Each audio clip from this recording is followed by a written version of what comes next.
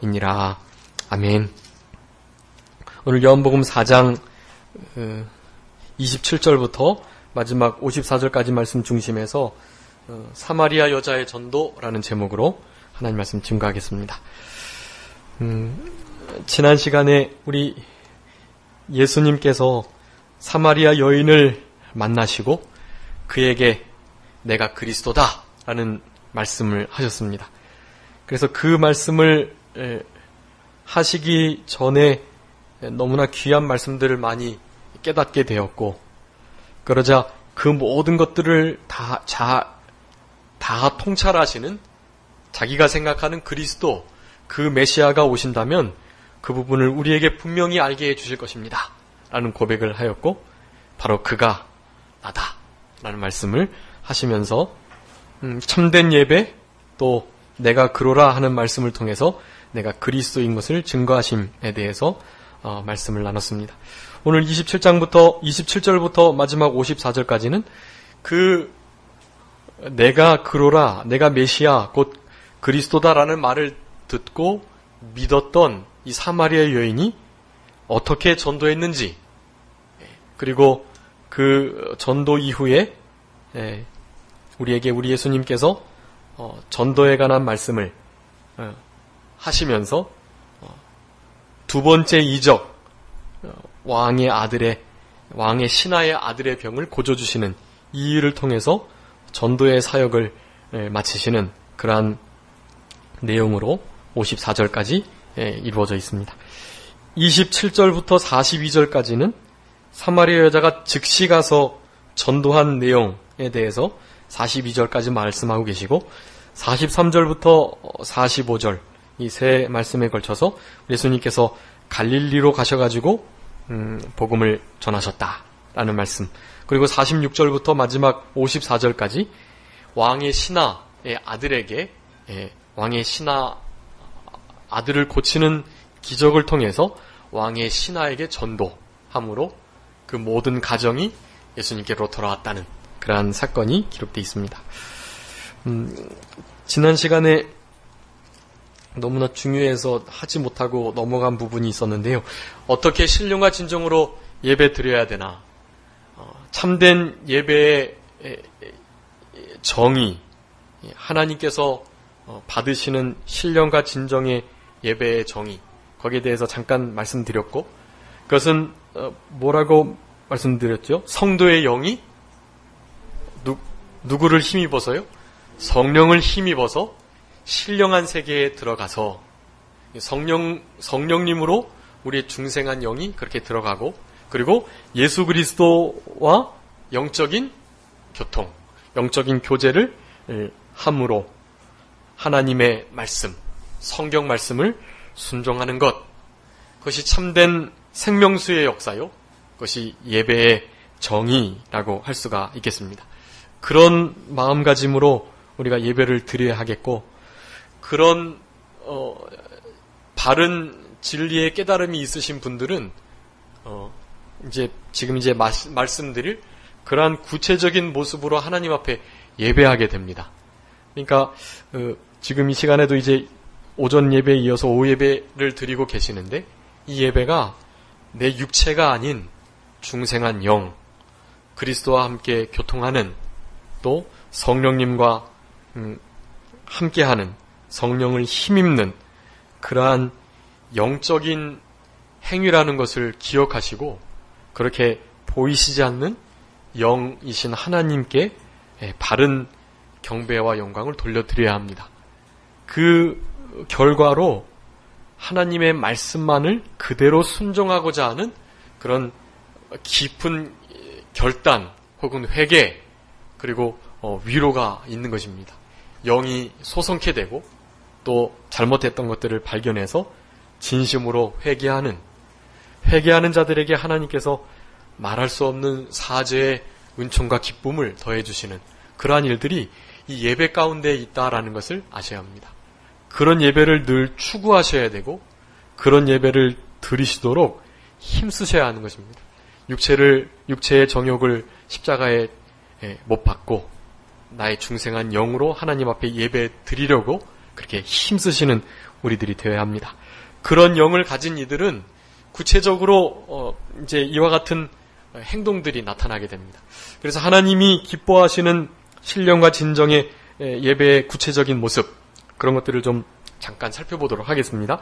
첫 번째는 가장 중요한 것이 말씀대로 예배를 드리려고 한다라는 것이 출애굽기 8장 27절, 출애굽기 8장 27절 말씀 한번 읽어주시기 바랍니다. 출애굽기 8장 27절. 우리가 사흘쯤 광야로 들어가 가서 우리 하나님 여호와께 희생을 드리되 우리에게 명하시는 대로 하려 하나이다. 아멘. 희생제사 예배를 드리려고 하는데 어떻게 예배를 드린다고요? 우리에게 명하신 대로. 이것이 중요합니다. 하나님께서 하라는 대로 예배를 드리는 게 중요하다는 거예요. 내 뜻대로, 내 마음대로, 내 감정대로, 무슨 지금 현대에 유행하는 모습대로 그렇게 예배를 드리는 것이 아니에요. 하나님께서 명하시는 대로. 하나님의 명은 바로 성경 말씀에 나타나 있습니다. 구약 성경에도 신약 성경에도 하나님께서 우리에게 어떻게 예배하기를 원하시는지를 구체적으로 말씀해 주셨어요. 그런 예배의 모습을 따라서 드려야 합니다. 예배는 보는 것이 아니에요. 예배는 드리는 것입니다. 예배하거나 예배 드리거나, 그렇게 두 가지 단어를 쓰셔야 합니다. 예배 본다. 예전에는 이제 예배 본다라는 말을 잘했어요.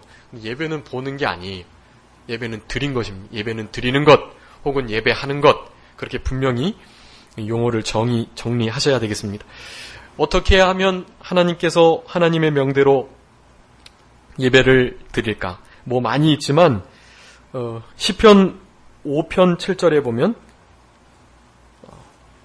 중요한 두 가지 덕목이 나오는데, 시편 5편 7절,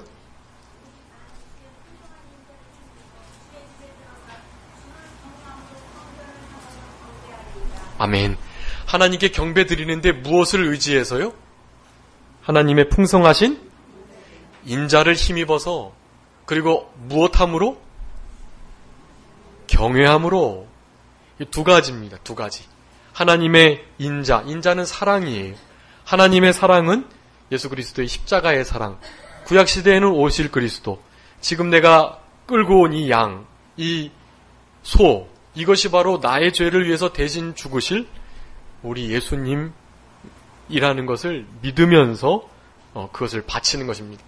그러니까 그 양에게, 염소에게, 소에게 너무 미안하고 너무 측은하고, 그리고 한편으로는 너무나 고맙고, 그의 피가 흘려지지 않으면 내가 죽임을 당해야 되니까, 그것을 대신 짊어지고 죄 없는 저 가축이 죽었으니까 그것이 얼마나 고맙고 감사하고 측은한 것이, 우리 예수님께서 우리를 대신해서 죽어주신 것, 그 십자가의 사랑, 그것을 힘입어 하나님께 나아가야 하는 것입니다. 그렇게 나아가는 자는 신앙의 덕목, 예배의 가장 중요한 모습이 바로 경외함이라는 거예요. 하나님을 최고로 사랑하고 최고로 두려워하는 마음으로 그렇게 하나님 앞에 예배를 드리는 것, 그것을 하나님께서는 원하신다. 하나님께서 그런 말씀들을 시편이나 또 선지서 여러 곳에 많이 말씀하고 계세요. 그리고 또 어떻게 하나님께 합당한, 하나님께서 원하시는 예배를 드릴 수 있는가? 시편 29편 2절, 시편 29편 2절 말씀.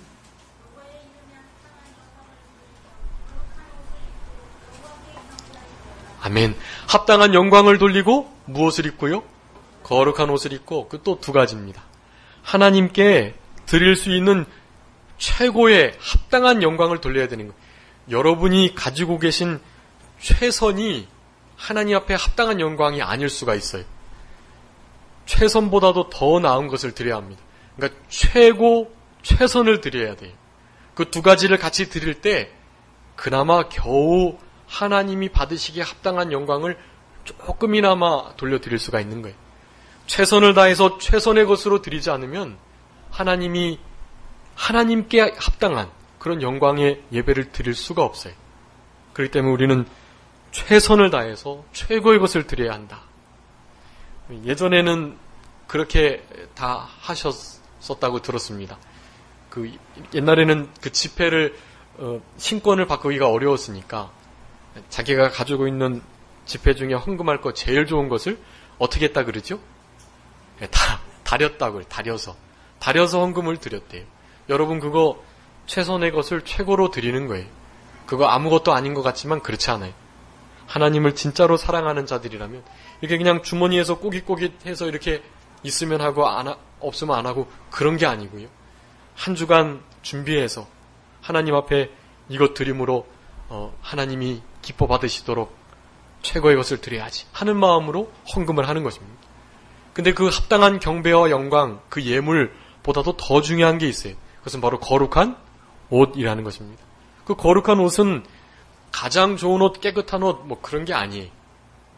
그 옷은 바로 우리의 심령 상태를 가리키는 것입니다. 우리의 심령이 깨끗하고 분별된 생활을 해서 세속에 물들지 않고 자기를 잘 한 주간 동안 지켜나가면서 그렇게 바른 신앙 생활을 한 그것을 가지고 주님 앞에 나가야 하는 것입니다. 그런데 아무리 잘해도 그렇게 하나님이 받으심직한 거룩한 옷이 될까요? 못 될까요? 결코 될 수 없어요. 그것도 역시 마찬가지 하나님의 인자, 우리 예수 그리스도의 인애로운 사랑이 필요합니다. 성령의 도우심, 예수 그리스도의 피로 말미암아 거룩해 될 수가 있는 거예요.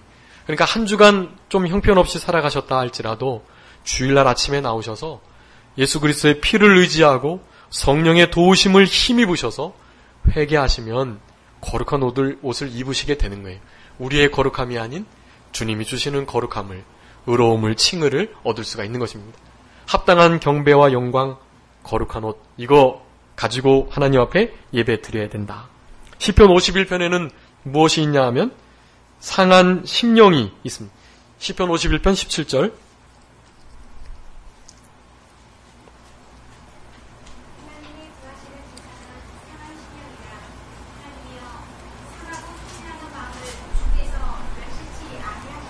아멘. 상한 심령의 제사를, 통회하는 심령을, 애통하는 그 마음을 우리 하나님께서는 바라신다. 인애를 원하시고 상한 제사를 원하시는 우리 하나님이신 것을 알아야 합니다. 그런 제사를 드리는 것, 그것이 하나님의 말씀대로 뜻대로 드리는 것이고 그것이 신령과 진정의 예배를 드리는 것이다. 이제 신약으로 넘어가면 로마서 7장 6절에는 영의 새로운 것으로 하나님을 섬겨야 한다고 말씀하고 계시고요. 히브리서 12장 28절에는 하나님 앞에 은혜를 받아서 경건함과 또 두려움과 하나님을 기쁘시게 해드리려는 마음으로 그렇게 하나님을 경배하고 예배하고 섬겨야 한다라는 것을 말씀합니다. 로마서 12장 1절 2절 잘 아시는 것처럼 우리가 드려야 할 영적 신령한 산제사, 이 세대를 본받지 말고 하나님이 기뻐하시는, 하나님이 원하시는, 하나님께서 또 바라시는 그러한 신앙으로 이 세대를 본받지 않고 그것을 잘 분별하면서 생활하는 그러한 태도를 가지고 나와서 하나님께 예배드리는 것을 원하신다라는 것. 사실은 더 많이 있는데 적어도 예수 그리스도의 인자, 그 사랑, 그것을 힘입어서 하나님을 경외함으로 또 합당한 영광, 최선의 최고의 것을 드리면서 그렇게 거룩한 옷을 입고 상한 심령을 가지고 나와야 한다는 사실, 그것을 늘 기억하실 때, 그럴 때 하나님이 받으시는 그런 신령과 진정의 예배를 조금이나마 드릴 수 있겠다라는 말씀을 드립니다. 그러면서 이제 내가 곧 그리스도 메시아다라는 말씀을 하시고 요한복음 4장 26절에 내게 말하는 내가 바로 그다라는 말씀, 이거 내가 그다라는 말씀이 메시아라는 뜻이라고 몇 번 말씀드렸는데 그것은 시간이 많이 없으니까 다음 시간에 말씀드리기로 하고요. 오늘 본문 이제 27절부터 54절까지 말씀을 살펴보도록 하겠습니다. 이때 제자들이 돌아와서 예수께서 여자와 말씀하시는 것을 이상히 여겼다라고 말씀합니다. 그때 당시에는 랍비들이 여자와 함께 얘기할 수가 없어요. 심지어 그 여자가 자기의 아내일지라도 아내와 말을 이렇게 해서는 안 된다고 합니다. 그런데 우리 예수님께서 사마리아 여인과 대화를 나누고 있는 거예요. 너무나 이상한 일이고 율법에 맞지 않는 그러한 일이었던 것입니다. 그래서 이상히 여겼지만 그것을 어찌해서 무엇을 하시면서 저와 이렇게 말을 합니까? 라고 감히 묻는 자가 없었다라고 말씀합니다. 예. 지금은 물으셔야 돼요. 지금은. 목사가 예수가 아니기 때문에, 예수님이 아니시기 때문에 목사가 혹시 이상한 일을 하는 것처럼 여기실 때는 물어보셔야 돼요. 왜 그러셨냐고. 확인을 하시고 반드시 그것을 짚고 넘어가셔야 합니다. 그것을 잘 못하시게 되면 교주가 나오는 거예요. 교주가. 마치 자기가 감람나무 성령 그리스도인 것처럼, 아무런 잘못이 없는 것처럼 자기가 하는 모든 일은 하나님께서 허락하신 바른 것이 되는 것처럼 그렇게 말을 하는 것입니다. 근데 하나님은 절대로 그렇게 인도하지 않으세요. 상식을 따라 일하시고 우리 전통을 따라 거기서 벗어나는 일들을 안 하신다는 것을 알아야 합니다. 만약에 목사나 또 성도들이 그런 일들을, 이상한 일을 행하는 것을 보실 때에는 반드시 확인을 하시고 물으시고 점검을 하셔야 돼요. 내가 잘못 봤거나 또 잘 몰라서 그러는데 어떻게 해서 이런 일이 이렇게 있었습니까? 물으셔야 되는 거예요. 근데 예수님은 그렇지 않죠. 예수님은 물어볼 필요가 없어요. 그분은 그분 나름대로의 뜻이 있기 때문에 그렇습니다. 예수님께는 그런 의구심이랄지 의문, 회의를 가지시면 안 돼요. 우리가 이해를 못할 뿐 반드시 창조 전부터 계획됐던 일들을 이루시는 우리 하나님이시기 때문에 결코 그것이 이상한 것이 아니라는 것을 아셔야 합니다. 예수님이, 하나님의 말씀이 그렇다고 한다면 일단은 내 생각에 맞지 않아도 그래 그럴 수 있겠구나 라는 생각을 하는 것, 그것이 바른 믿음이라고 할 수가 있겠습니다. 여자가 물동이를 버려두고 동네에 들어가서 사람에게 전도 즉시 하기 시작합니다. 여기 버려진 물동이, 우리 요한복음 2장에서는 무슨 항아리가 하나 있었죠? 아구까지 채워준 6개의 항아리가 있었죠. 채워진 항아리, 버려진 물동이, 이 두 가지를 사실은 비교하고 있는 것입니다. 원어적으로는 그 항아리 물동이가 같은 단어예요. 오늘 요한복음 2장하고 4장에 딱 2번만 쓰이는 단어인데 사실은 같은 그런 역할을 하는 것을 말하는 것입니다. 이 버려진 물동이는 채워진 물동이보다 더 그리스도다운 것을 말씀하고 있어요. 채워진 물동이는 원래 물이었지만 그것이 포도주로 변해서 가치, 맛, 색, 위치, 용도, 맛 이런 것이 다 변했다고 그랬죠. 그것도 참 좋은 표적이긴 한데 그것보다 아구까지 포도주로 채워진 항아리보다 이 버려진 항아리가, 물동이가 더 그리스도인을 드러내는 것을 말씀합니다. 이것은 뭐냐 하면 전에까지는 내가 참 소중히 여기고 귀하다고 생각했고 유익하다고 생각했던 모든 것을 버려두고 그것보다 훨씬 더 가치 있는 예수 그리스도를 전하기 위해서 자기의 모든 그동안 귀하게 여겼던 것을, 우선순위를 다 뒤로 하고 하나님의 말씀, 또 그리스도 생명의 복음, 이거 증거하는 일을 최우선 삼았다라는 것, 그것을 이 버려진 물동이가 말씀하고 있다라는 것을 아셔야 합니다. 빌립보서 3장 7절 8절 말씀 한번 읽어주시기 바랍니다. 빌립보서 3장 7절 8절.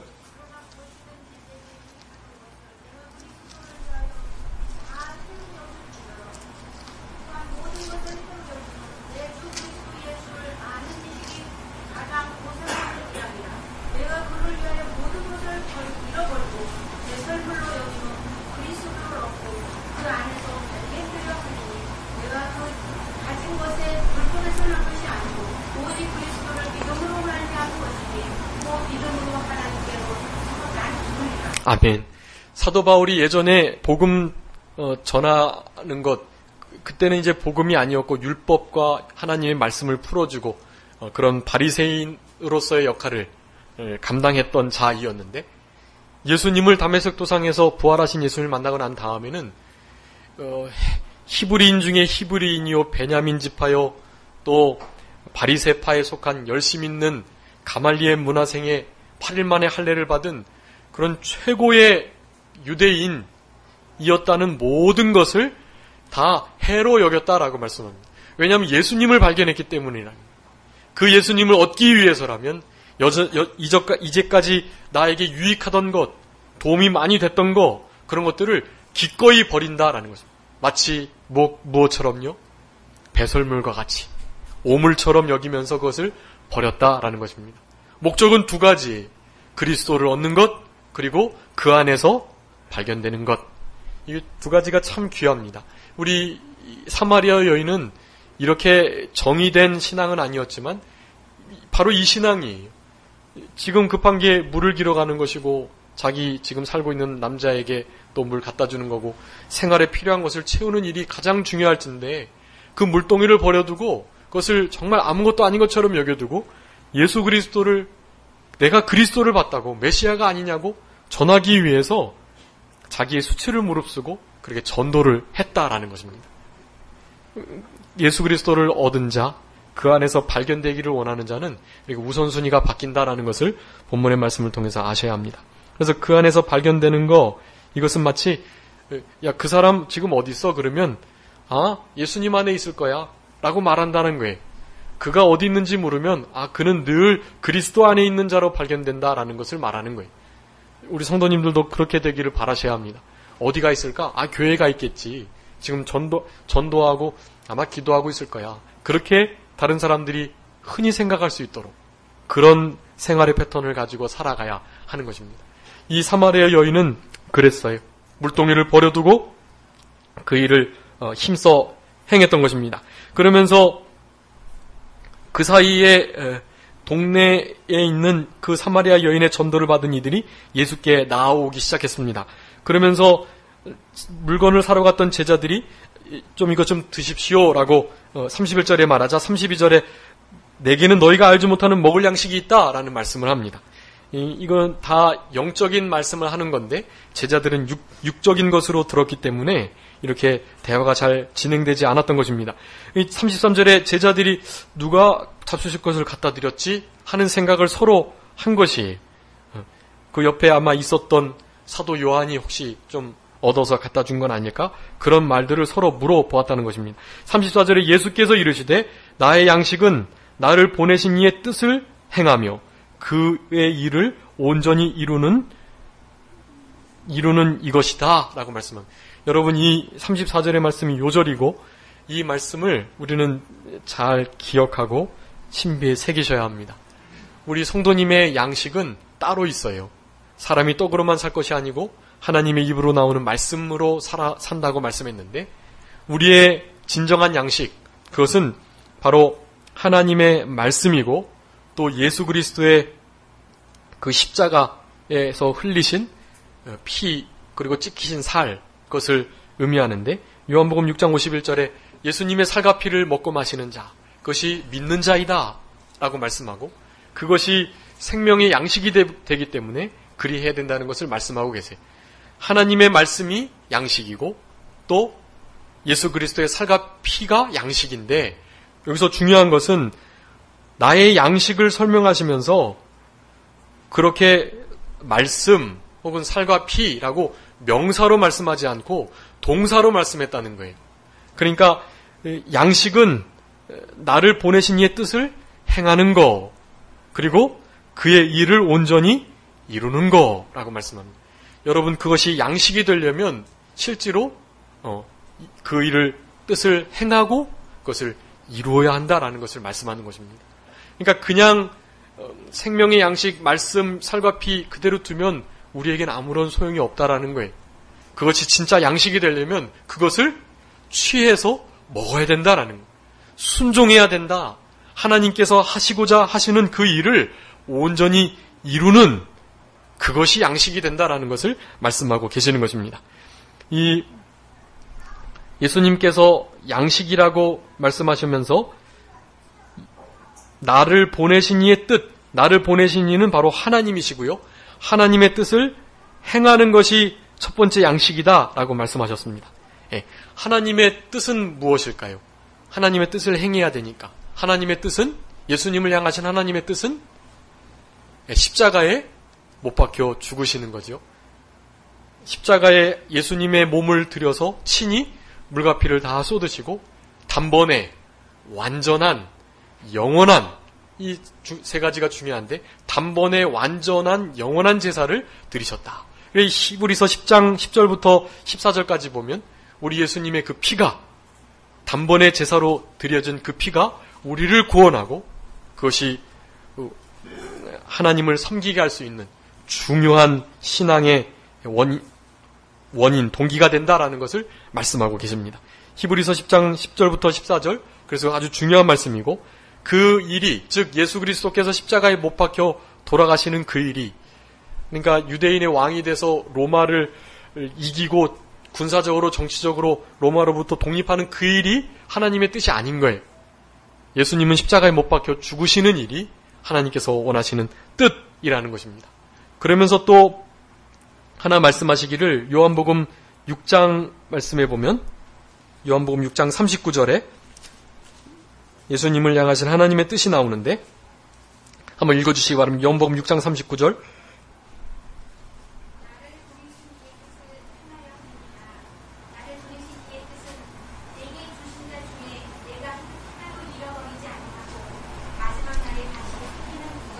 아멘.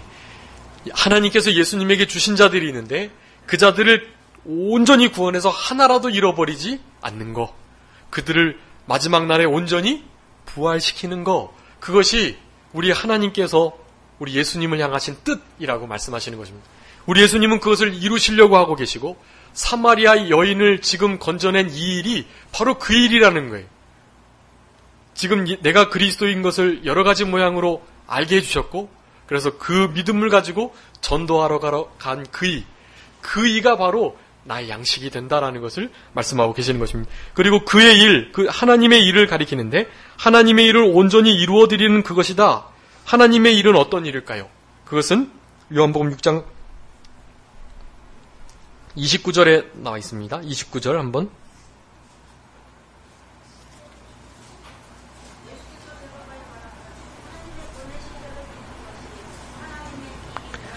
아멘. 하나님의 보내신 자를 믿는 거, 그것이 하나님의 일이라는 거예요. 하나님의 보내신 자는 누구시죠? 예수님. 예수님을 믿게 하는 그것이 하나님의 일이시라는 거예요. 하나님의 그 일을 온전히 성취하고 이루시는 거, 즉 예수님 당신이 그리스도이고 메시아이신 것을 많은 이들이 믿게 하는 거, 그것이 하나님의 일이라는 거예요. 그 일을 온전히 이루어드리는 그것이 바로 우리 예수님의 양식이셨다. 우리 성도님들은 어떤 양식을 구하며 살아가시는지요? 영적으로는 예수님과 동일한 것입니다. 우리들에게도 동일한 것을 지금 바라고 계세요. 하나님의 뜻을 행하는 것, 하나님의 보내신 자 예수 그리스도를 믿게 하는 그 일을 행해 나가는 것. 그렇기 때문에 전도하는 것입니다. 그 일을 위해서 전도하는 거예요. 다른 것 때문에 전도하는 게 아니에요. 하늘에서 순교 다음으로 큰 상이 전도상이니까 전도해야지, 그런 거 아니에요. 일평생 하나도 못하고 전도 못하고 가면 부끄러우니까 해야지, 그런 거 아니라고요. 그게 내 양식이 되기 때문에 그래요. 내 영의 양식. 하나님이 그것을 원하시고 그 일을 이루시기를 원하시기 때문에 그 일을 하는 것입니다. 그런 전도의 마음을 갖는 저희들이 되어야 되겠고, 이것은 예수님이 말씀하신 양식의 정의인데 제자들이 이해하지 못해요. 계속 육체적인 것으로 알고 있기 때문에 그렇습니다. 35절에 너희가 넉 달이 지나야 추수할 때가 이르겠다 하지 아니하느냐. 내가 너희에게 이르노니 눈을 들어 밭을 보라. 희어져 추수하게 되었도다. 라고 말씀하고, 넉 달, 그 더운 팔레스타인 지방에는 곡식들을 심으면 한 넉 달 지나면 추수를 보통 하게 된다고 그래요. 이 창세부터 시작된 이 구원 계획이 이루어져 가고 계시고, 지금 예수님이 이 땅에 오심으로, 즉 그리고 십자가에 못 박혀 죽으시기 바로 직전에 있기 때문에 정말 이제 추수할 때가 이르렀다는 거예요. 그런데도 전도하거나 말씀 증거하는 일은 정말로 뒷전이고, 예수님이 그리스도가 메시아가 오셨으니까 이제 우리가 한 자리 차지하겠지, 또 로마의 속국으로부터 우리를 건져주시겠지, 그런 기대를 가지고 있었다라는 것입니다. 나중에 오순절 보혜사 성령님이 깨닫게 해주시고 이런 말씀들을 생각나게 하셔서 나중에는 알게 되었지만, 아직도 이 제자들은 사실은 낮은 단계의 신앙에 있었다는 것을 알 수 있습니다. 36절에 거두는 자가 이미 싹도 받고 영생에 이르는 열매를 모으나니 이는 뿌리는 자와 거두는 자가 함께 즐거워하게 하려 합니다. 여기 중요한 전도의 원리가 나오는데, 전도를 하는 것 그 자체가, 즉 예수 그리스도의 복음을 증거하는 그것이 삭을 받은 일이라는 거예요. 그리고 그 전도를 통해서 반드시 영생의 열매를 거두게 돼 있다는 거예요. 아, 목사님, 제가 전도했는데 한 명도 우리 교회, 영화교회 못 데려왔는데요. 그거 중요한 게 아니라는 거예요. 만약에 내가 씨를 그렇게 뿌렸다면 그 씨는 내가 아닌 다른 사람이 거둘 가능성이 아주 많다라는 것을 말씀하고 계시는 거예요. 뿌리는 자는 그저 뿌리는 즐거움을 가지면 돼요. 거두는 자는 수고하지는 않았지만 감사함으로 거두면 되는 거예요. 여러분, 그래서 전도했다고 많이 자랑하거나 그러시면 안 돼요. 그거 누가 그렇게 하게 해주신 거예요? 하나님께서 하게 해주신 거예요. 하나님께서 마침 그때에 거두어져야 하겠기 때문에 거두게 하신 거예요. 아, 목사님, 저는 30년 투자해서 거뒀는데요. 잘하셨죠. 그래도 제가 한 게 아닌 거예요. 하나님의 자녀들은 하나님께서 직접 이끌어 주시지 않는다면 한 사람도 올 수 없다는 말씀을 요한복음 6장에서 하고 계십니다. 중요한 말씀이니까 나중에 읽어보도록 하겠고요. 거두는 자와 뿌리는 자가 같다. 같은 즐거움에 참여하는 것이라는 것을 우리는 알아야 합니다. 37절에 그런즉 한 사람이 심고 다른 사람이 거둔다는 말이 옳고 내가 너희에게 노력하지 아니한 것을 거두러 보냈는데 다른 사람들은 노력해서 뿌렸고 너희는 그것을 노력하지 않고 그저 거두어드리는 기쁨에 즐거움에 참여케 했다. 그 즐거움에 계속 참여해라 라는 말씀을 하는 것입니다. 그런 것들이 너희들의 양식이 될 것이다. 사람 낚는 어부가 돼서 그렇게 하나님의 예수님께 주신 영혼들을 하나도 잃어버리지 않고 건져내는 일을 하게 될 것이다. 예수님의 제자들은 사실은 그 일을 잘했어요. 대부분 다 순교를 하면서 이 복음을 증거했고 그 순교의 피가 지금 우리 대한민국에까지 이르게 된 것입니다. 그 제자들의 헌신과 희생, 순교가 없었다면 결코 우리나라의 복음이 전파되지 않았을 거예요. 더디게 전파되었을지 모릅니다.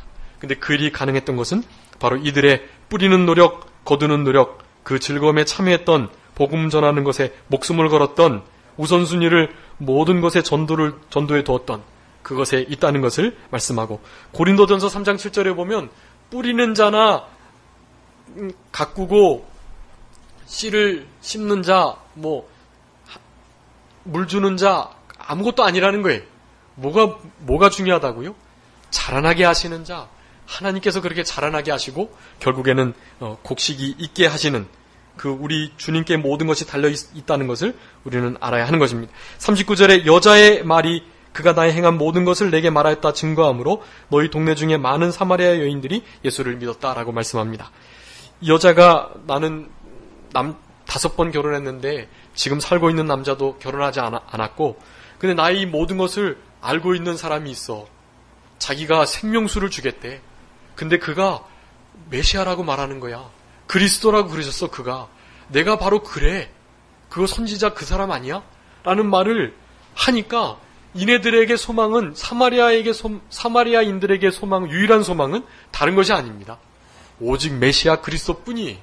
그러니까 많은 사람들이 예수님께로 몰려왔습니다. 사마리아인들이 40절에 예수께 와서 자기들과 함께 유하기를 청했고 이틀을 더 유하셨다. 예수님께서 유하시는 곳마다 복음이 증거되고 하나님의 자녀가 되는 역사들이 구원이 이르는 일들이 있습니다. 사마리아에게 이틀 유하는 것은 예수님의 3년의 공생의 사역 가운데 정말 큰 기간이에요. 그 기간을 할애해서 그들을 건졌다라는 것이 감사할 일입니다.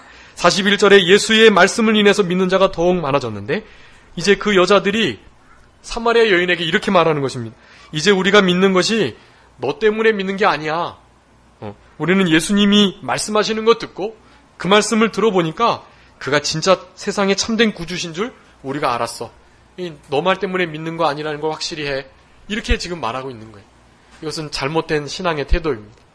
나에게 복음을 전해줬던 와보라 했던 그 사람의 은혜를 늘 기억하셔야 돼요. 그리고 물론 그가 인도한 게 아니에요. 아까 누가 인도해 주지 않으면 올 사람이 없다고요? 하나님께서 이끌어주지 않으면 절대로 예수께로 올 자가 없어요. 그렇기 때문에 결코 우리는 복음 전도를 하거나 또 열매를 맺히거나 씨를 뿌리는 일에 자랑을 해서는 안 되겠다. 요한복음 6장 44절 한번 읽어주시기 바랍니다. 요한복음 6장 44절.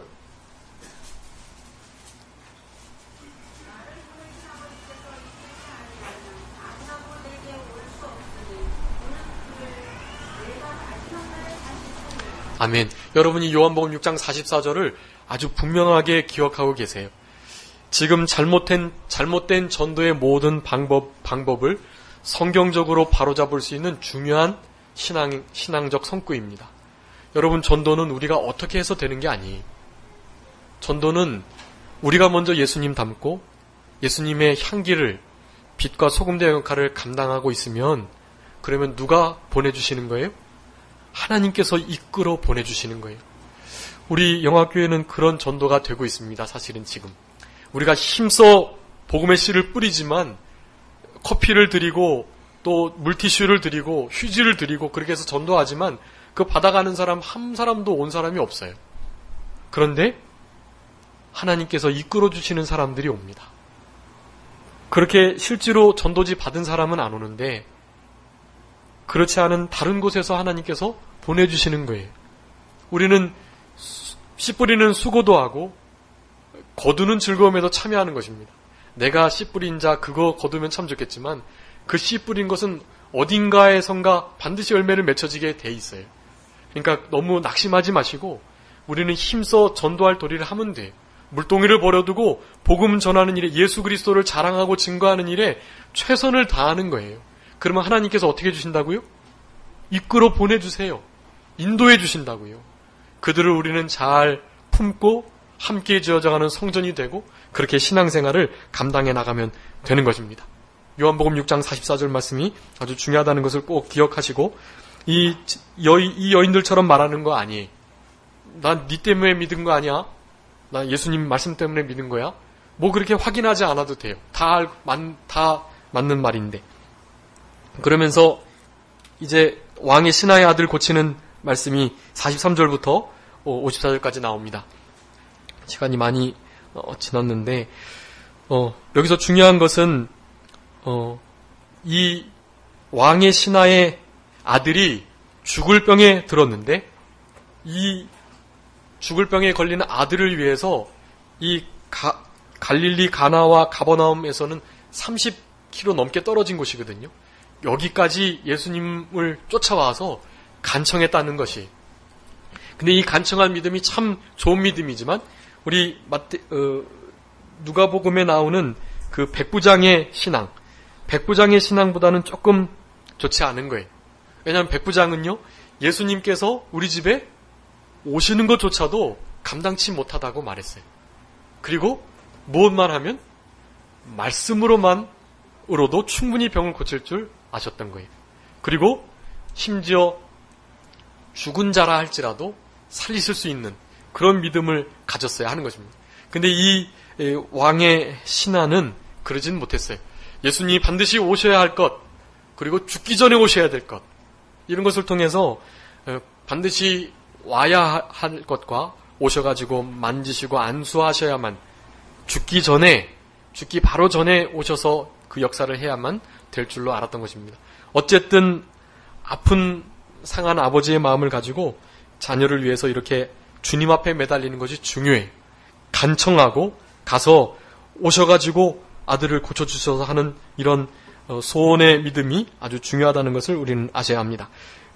그렇지만 우리 예수님께서는 그런 신앙임에도 불구하고 53절에 내 아들이 살았다 라는 그 말씀 한마디에 그 아들을 낫게 하십니다.